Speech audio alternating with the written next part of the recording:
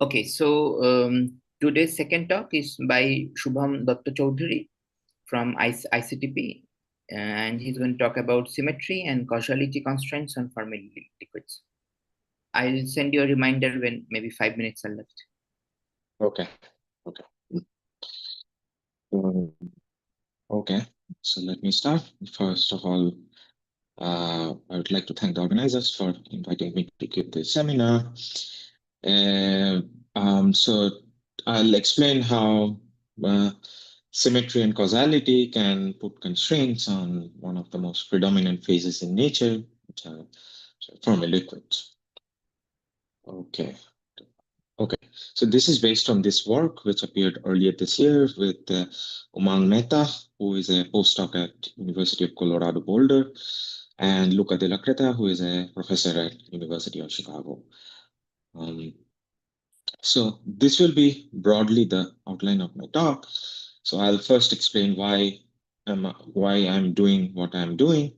Then I'm assuming that the audience is not super familiar with Fermi liquid theory, so I'll explain it a bit, a modern perspective of it at least. Then I'll move on to how to impose symmetry and causality constraints on the effective field theory of Fermi liquids. And finally, I'll also explain how to obtain nonlinear response, going beyond linear response, and also constraints on these parameters that appear in this nonlinear response. Okay.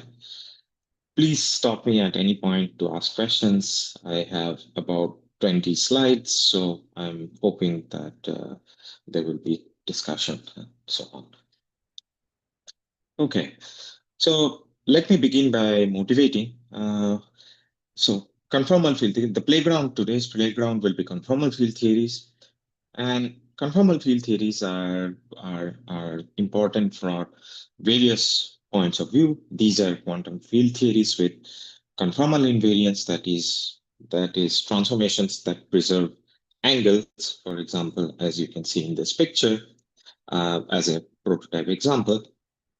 And this appears both in high energy physics, as in formal high energy physics, as well as condensed matter physics. So in formal high energy physics, it offers a non-perturbative definition of a toy model of quantum gravity via ADS-CFT correspondence.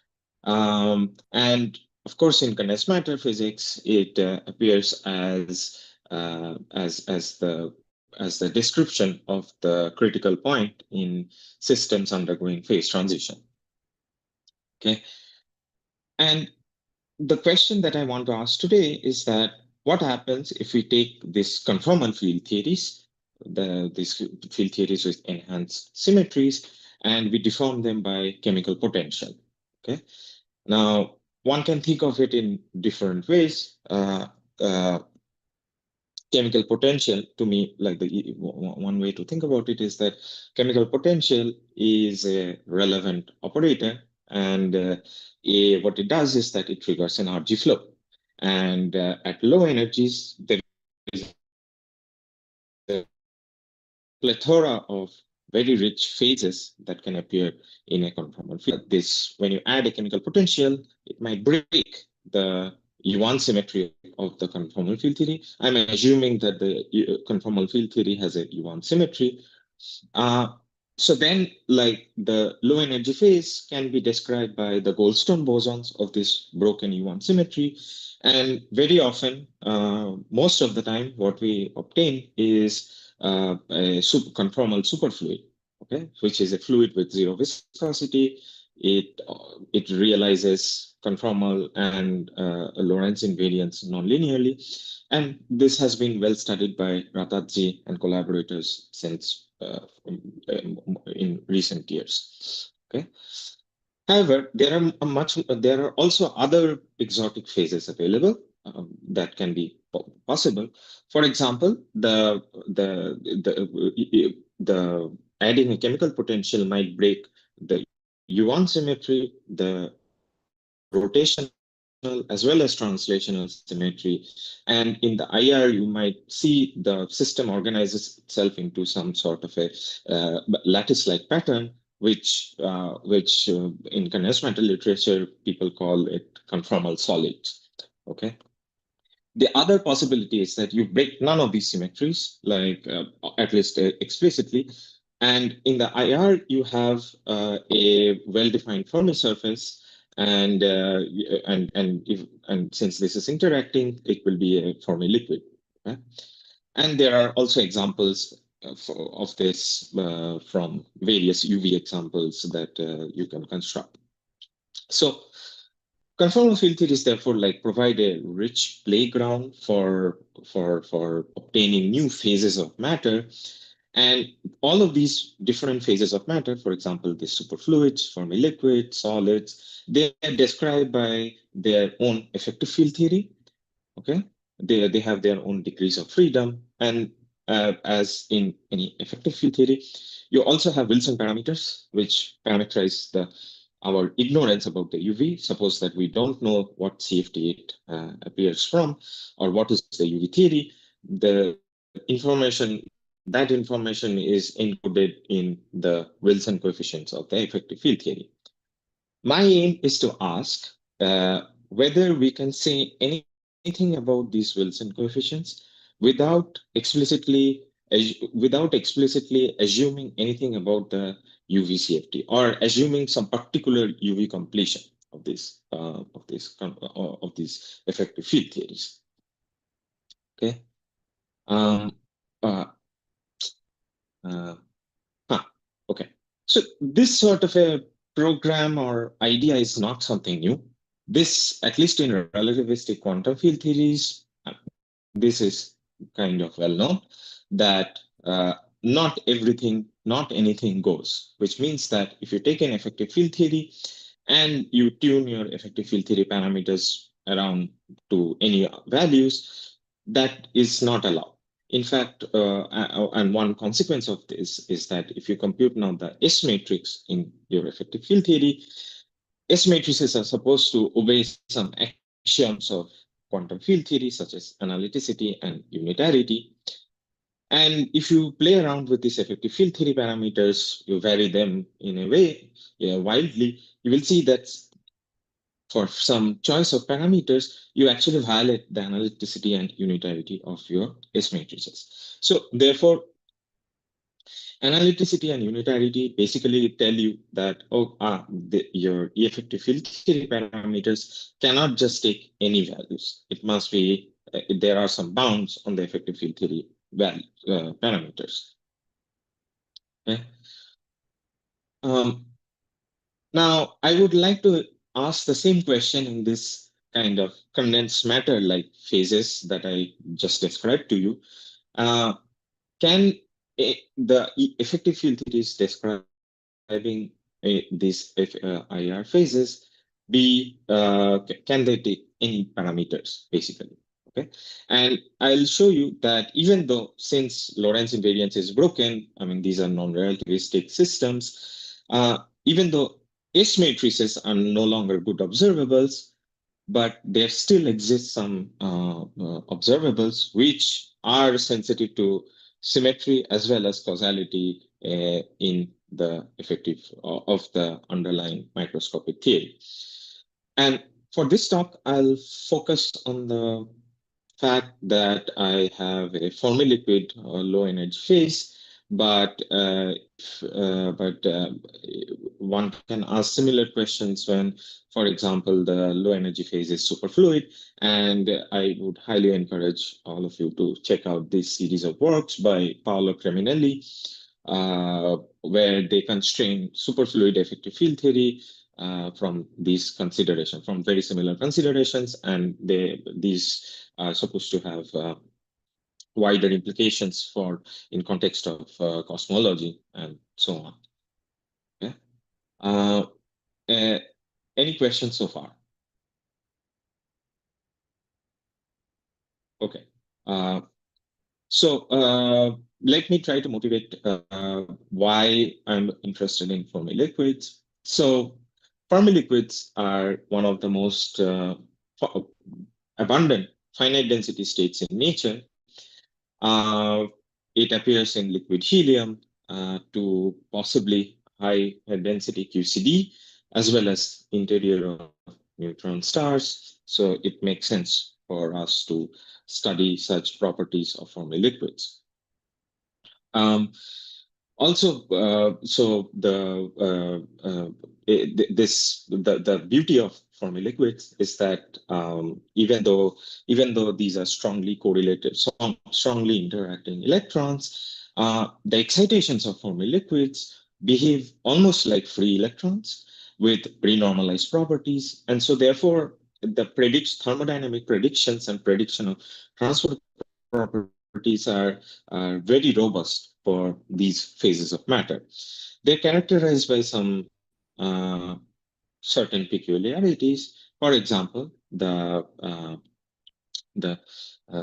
specific heat of Fermi liquid is linear in temperature, is proportional to T. It's linear in temperature, at least in D equals 2 plus 1. And this is like true for even strongly interacting Fermi liquids. And amazingly, this is also the same law that is followed by free electrons. So this is something which amazes me very much. It also has a very large entanglement entropy, and also considering the symmetries, the U1 symmetry of the UCFT is unbroken, and it also has unbroken translations and rotations. Okay? So let me provide a brief crash course on Fermi liquids and how to think about Fermi liquids in an effective field theory sense. Okay? So let us start with solving free electrons in free Schrodinger wave equation for electrons. So as we all know from our undergrad or grad school days, that when you solve for the energy level of free electrons due to Pauli exclusion principle, if I now plot it in the kx and ky plane, not every point on that the fermions cannot all be at a single point just because of Pauli exclusion principle. So if you are trying to look at a bunch of fermions, what eventually happens is that where you put two electrons at each point in the kx ky space, and you fill it up in the form of a Fermi surface. Okay, this is the filled Fermi C, and kf is the Fermi energy, which denotes the maximum energy of the electrons in this Fermi C. And instead of working with the many body wave function of this many electrons, what is the good observable instead is looking at the occupation number, which is denoted by F of P, which is basically at zero temperature 0 if the moment of the electron is greater than Kf, and 1 if moment of the electron is less than the Fermi momentum. Okay, and Fermi liquid theory is essentially asking how this ground state of filled Fermi C evolves with time. Okay, and since we are working with no dissipation, no collision, the time evolution is basically given by conservation of this object, which is that it's often it's given by Landau's kinetic equation. This basically it describes how the Fermi surface fluctuates in time. Okay, and it's given by this equation. This is the Landau's kinetic equation, where H involves the quasi-particle, the particle energy and an external potential. Okay, now this one would think that it's true for free electrons. What happens if you turn on interactions? Landau's brilliance was to realize that this picture approximately holds valid even when interactions are turned on. So this equation, which was valid just for free fermions, also is valid when interactions are turned on with some minor modifications, which is that if you now look at the particle energy, it's now modified due to the interactions with the surrounding medium. So this is the energy of a single quasi-particle, and which is a free quasi-particle, which gets modified by these interaction terms. Okay, and this F20 E comma pre prime are analogous to Wilson coefficients in effective field theory. Okay, these are also known as Landau parameters, and as you can see, unlike usual effective field theories, these are like now complete functions of P and P prime, which makes it quite tricky to deal with. Okay, so it seems like it behaves like an effective field theory, and so therefore we must be able to write down an action for Fermi liquids for this a time evolution of the field Fermi C. Okay, and and indeed, this program has a long and rich history. This is not something new. The question of how to write down an action that produces the Landau kinetic equation, it dates back to 1990s with Polchinski and Shankar, and however, instead of reviewing the old history, I'll today introduce to you a new formalism to write down an effective field theory of Fermi surface, which is due to two of my collaborators in this work. Okay, so what they realized is that instead of trying to write down in terms of trying to write down an effective field theory in terms of individual fermions, what you can do is parameterize the fluctuating Fermi surface by using some sort of dynamical field. Okay, so for example, as I was telling you, that what Landau kinetic equation does is that it describes how this nice spherical ground state evolves with time. Okay, and what they did was to parameterize these deformations from the circular surface in terms of a dynamical field phi. Okay, so phi, for example, it parameterizes deformation of the spherical ground state, and at a given arbitrary time t, the f, which is the distribution function, can be expressed in terms of this field as a Taylor expansion of this dynamical field phi.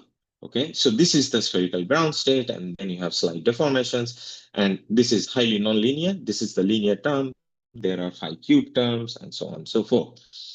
Okay, so describing the Landau kinetic equation is equivalent to getting the Landau kinetic equation is equivalent to therefore writing down a action for phi. So for simplicity, first we will restrict ourselves to the quadratic or the Gaussian action for phi, which is given by this, where this t and x are I think are self-explanatory. Theta denotes the angle of this vector with the Fermi surface. Okay, and this is the quadratic action which reproduces the linearized Landau kinetic equation, which is that if you take the Landau kinetic equation and you put in this expansion to linear order in phi, this action reproduces the same equations of motion. Okay, this nabla n is defined like this, where n hat is the normal to the Fermi surface, and this is an action which you need for just low frequency linear responses. There are cubic and higher derivative terms, which we will come to later. So this action is manifestly non-relativistic. It's rotationally and translationally invariant. And one might ask, so there are two questions we set out to ask, which is that first, describe a effective field theory for conformal Fermi liquids, and also to use causality to constrain them. So the natural questions now are, how are the broken symmetries non-linearly realized? And how does causality feature in this story? Okay? Since I'm looking at a conformal field theory at finite densities, this finite density state actually spontaneously break the Lorentzian conformal invariance instead of explicitly breaking it. So we expect such these symmetries to be non-linearly realized in the effective field theory. Okay. Any questions so far? Okay. So so let me ask you, let me tell you how we impose what are the observables, since I told you that S matrices are not good observables because there is no Lorentz symmetry now. So the observables that we will be looking at are correlation functions of conserved operators. Since the U1 symmetry is not broken, as well as there is translational symmetry, we can define a conserved charge as well as a conserved momentum current due to these symmetries. Okay, and the observable that we want to look at. So this is this rho and T0I to linear. Here I have expressed them to linear order in phi, which is enough for our for demonstration of this constraint. But in general, these are highly nonlinear functions of phi, which in the low frequency limit are subleading. So we don't need to consider it for 2-point functions. Okay. So the first quantity that we want to look at is the momentum susceptibility, which is defined as the low frequency, low momenta limit of this retarded Green's function built out of this momentum curve. Okay. And now there are two ways to impose Lorentz symmetry. So first, we actually compute this correlator, this susceptibility, from our Gaussian or linearized action. And after turning on sources and doing some amount of work, you find that in the low frequency limit, you can actually exactly get this momentum susceptibility to be of this form. These are all effective field theory parameters which appear in our action. Okay. And now you can do the same in a different way, which is that you assume that you have a relativistic quantum field theory at finite chemical potential. And since it's a relativistic quantum field theory with translational symmetry and conserved charge, these Ward identities are satisfied. And you can use these Ward identities and take derivatives with respect to the metric and the background gauge field to actually separately compute this momentum susceptibility just from these Ward identities. Okay. And you will find that in the low frequency limit, it's given by this quantity. And since these are both the same quantity in the same region of validity, you equate them and you get this constraint. By the way, I forgot that this F1 is basically you take the Landau parameter and you decompose it in spherical harmonics, and this is the first spherical harmonic.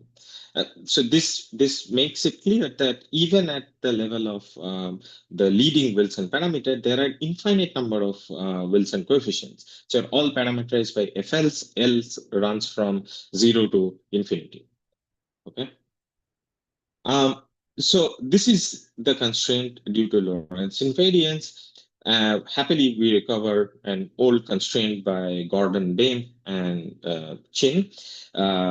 However, they they derived it in a more phenomenological manner, where they assumed how energy densities and so on and so forth change under boosts, which in principle it's hard to guess because it's non-linearly realized. So therefore, it it was a lucky guess, I think, but we feel that this is a more concrete way to derive it. And so happily, both of us, we agree with the result. So this provides a very concrete check of our formalism. Okay. So since I promised to conformal Fermi liquids, we also have to take care of scale invariance. Uh, so in order to look at scale invariance, what you do is you look at charge susceptibilities, which is now retarded Green's function of low frequency, low momentum limit of the Green's function of charge densities. Okay.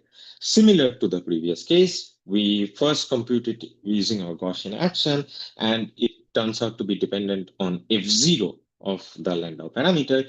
And similarly, what we can do is that we can take a relativistic quantum field theory, which we assume is scale invariant under the transformation like this, where I am scaling t as lambda to the power z. Z is some dynamical exponent.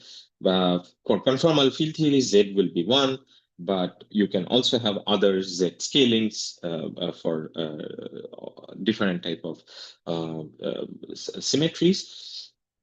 What one can show is that the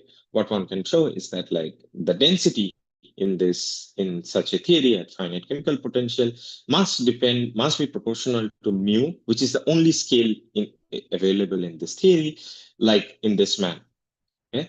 And using this, one can actually derive what chi rho rho is just from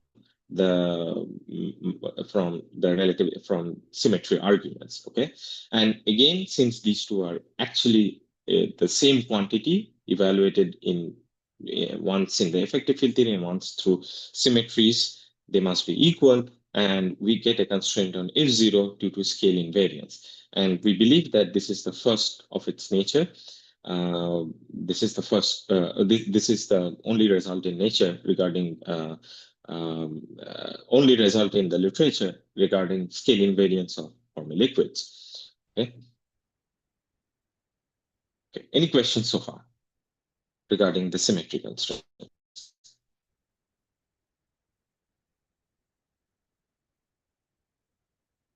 Okay. I'll proceed. So now, since now we have a conformal Fermi liquid, the thing that we want to test is causality constraints. Since the conformal field theory, from which we expect these phases to arise, actually are causal. So the causality must be manifest somehow in the effective field theory as well.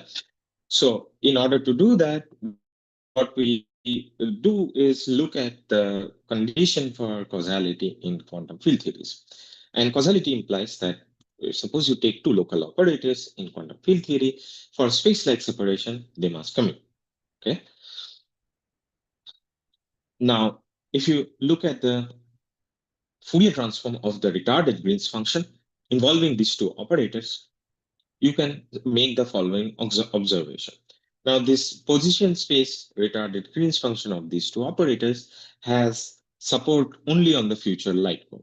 Okay, it's 0 for t less than 0, and it is 0 outside of for space-like separation. Okay. Now, once you do the Fourier transform, after a little bit of algebra will convince you that this object has certain analyticity properties in the imaginary omega and imaginary k plane.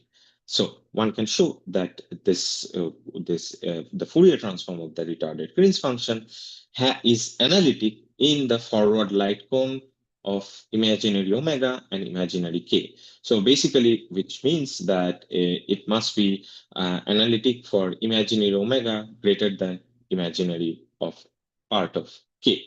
Okay. For simplicity, I'm thinking of a 2D system, but this can be generalized to higher dimensions as well, just for demonstration purposes. Okay.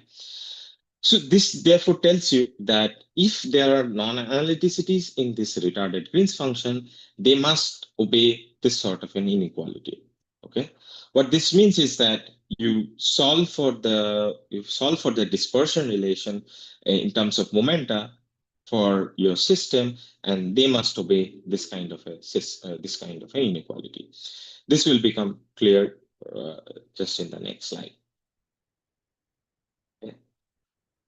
So we need to find out. So what we look at are now the non-analyticities that appear in the charge retarded Green's function in our effective field theory.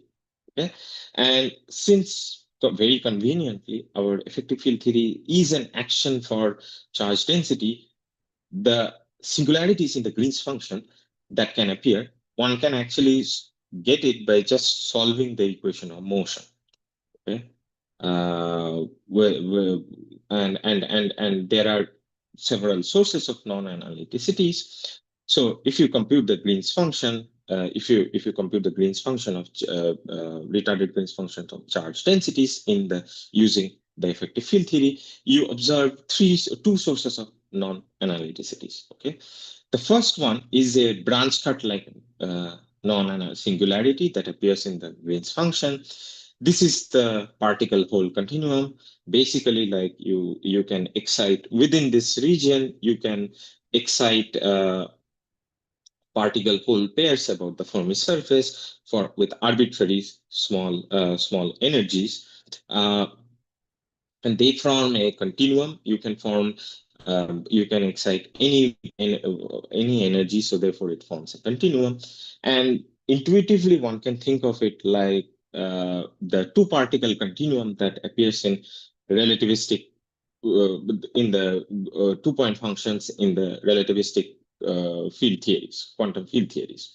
Although the analogy is not super tight, but if it helps, like one can think of it like that. Okay. The second more interesting type of singularities are pole-like singularities that appear in the Green's function. These correspond to something called collective excitations of the Fermi surface. So basically, one can think of it as like it's very similar to sound excitations in fluids. But here, for example, instead of momentum transfer through collisions, the quasi-particle, the quasi-particles basically like collectively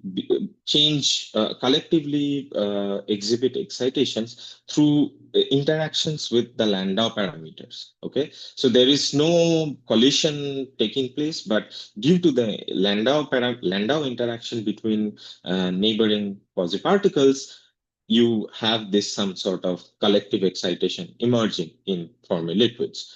Okay, so this is indeed like very different from how other sort of sound modes or sound modes appear in, for example, hydrodynamics, for example, where you literally have particles colliding against each other in order to transfer momenta from one part of the fluid to the other. Okay, so these are some very unique excitations, and they have been experimentally observed for example, in liquid helium as well. So in our theory, for simplicity, we say that we work with a two-parameter system where F0 and F1 are turned on, and FL greater than equal to 2 are turned off. Okay.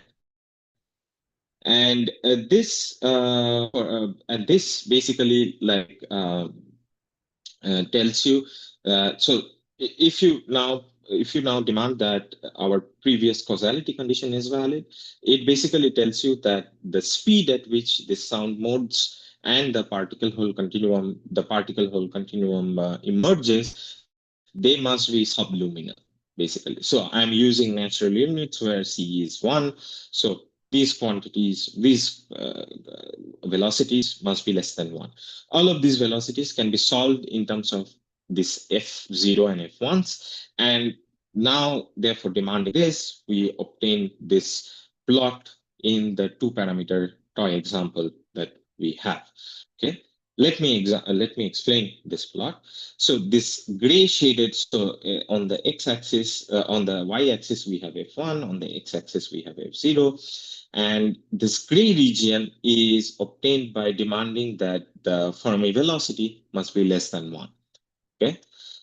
Then we have further constraints by demanding that there exists collective excitations. So for example, this white region is where we don't have any collective excitation. So for this region of parameter space, there cannot exist any sort of collective excitations. Since we are looking at two-parameter space, we have two distinct collective excitations. None of them can arise if the parameter values f0 and f1 are here. Okay, this light gray region is when we have the zero sound causal. So when we demand that the zero sound is causal, this region is excluded. And finally, we have this green region, which is basically obtained by demanding all of these conditions are satisfied.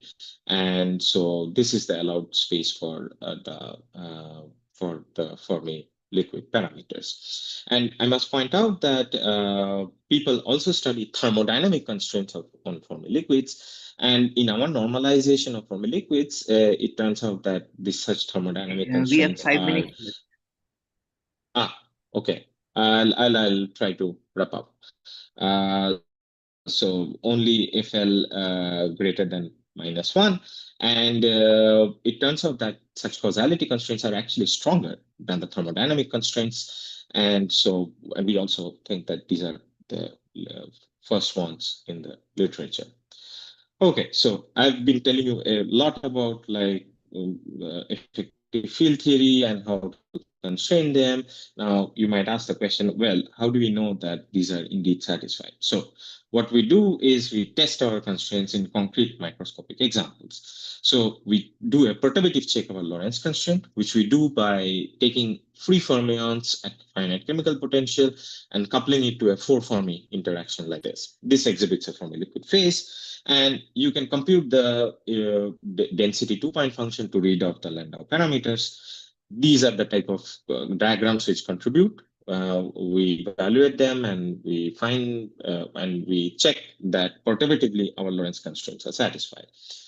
You might then say that, okay, but what about non-perturbative? Like, how do we know that it also satisfied at strong coupling? Okay. So to do that, what we do is like we look at a conformal field theory, which indeed exhibits a Fermi liquid phase at finite chemical potential. These are given by Chern-Simons theories, which are coupled to massless matter, massless fermions. And it is well known that such theories can be solved to in the large kappa and n limit. This can then be solved to all orders, keeping the kappa by n ratio finite. Okay, and we find both our Lorentz and conformal constraints are satisfied as a non-perturbative check of our constraints. Okay, so for example, these theories, these conformal field theories in our plot are along these lines, which is allowed by our plot. So for example, it tells you that the shear sound, there are no shear sound. This basically tells you that there are no shear sound excitations in this liquid. There is a zero sound excitation. So happily, everything works out. There is also another curious thing that we noticed, which is that now if we take some interesting limits of our two-parameter family set, we recover the speed of sound of a conformal superfluid. We don't know what to make of this. And also another certain limit tells you that this thing is it reproduces certain sound relations which are obeyed in a conformal solid as well. So it seems like Fermi liquid There is a moduli space of conformal Fermi liquid, which also includes conformal superfluid and conformal solids as well. It's an interesting observation in this. And we also have we can also do the thing for 3+1 dimensional conformal Fermi liquid. And this is and it's very similar, basically. Okay. Now, of course, as I said, that it's not just linearized Fermi effective field theory. You can also go to nonlinear orders, which are now very recent of very recent interest in order to study higher response functions, both in for condensed matter as well as high energy physics. So this is this is the nonlinear action. This is a snippet of the nonlinear action. So the linearized action I was telling you was come from these two parts. I won't have time to explain what these things are, but I should just point out that there are terms in this action which start strictly at nonlinear order or cubic order in phi, which are captured by higher point, like higher density correlators or something like that. Okay, and we have a very systematic way of imposing constraints on the full nonlinear action using the word identities of the possible UV completion. So we can have Galilean UV completion, Schrodinger field theories, as well as conformal field theories. And we recover both our linear constraints that I showed you from this correlation function like constraints, and we also obtain new nonlinear constraints, which we check are satisfied in perturbative systems. So we take again our four Fermi interaction. Now we compute, instead of 2-point function of density, we compute 3-point function of density. This involves such diagrams, which are a pain to compute, but we were able to do it. And we find that the nonlinear Lorentz constraints are indeed satisfied. So I'll summarize and end with some conclusion. So the goal that I pointed out at the beginning was to chart out a space of conformal field theories at finite chemical potential, which is basically like, under what conditions can a conformal field theory flow to one of these phases. What we have done so far, we have constraints on F0 and F1 from symmetry. We explored a toy example of F0 and F1 turned on and looked at the causality of collective excitations. We also put constraints on the generalized Landau parameters. Okay, but this is just the beginning. So first thing that we want to, one of the things that we want to ask is that, is there a way to write down an effective field theory where this Lorentz invariance is, for example, manifest? Okay, instead of doing it in this pedestrian way where you have it and then you impose symmetries to constrain the effective field theory parameters. Okay, and we also want to understand like how spin emerges in the relativistic Fermi liquid. What I have been showing you is essentially spinless fermions. And as we all know, spin and angular momentum are not really separable in a relativistic quantum field theory. So we expect certain relations to work out like in 3+1.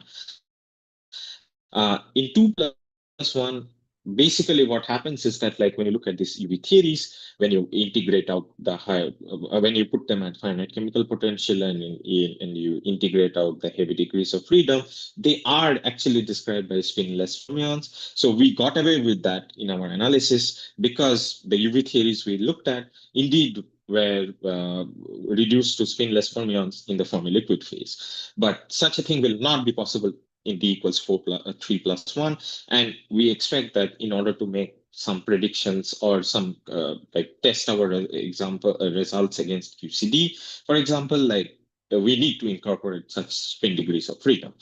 Okay, and of course, the causality constraint that I imposed was a very basic notion of causality. One can formulate even more refined notions of causality, write down dispersion relations relating, like, using analyticity properties of the Green's function.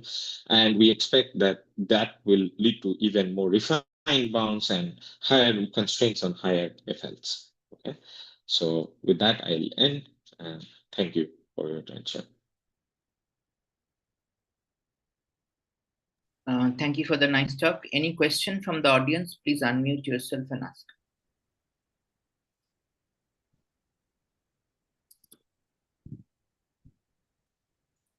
If not, I have one small question, and that is related to the fact that is there an can I ask a quick question, Anishta?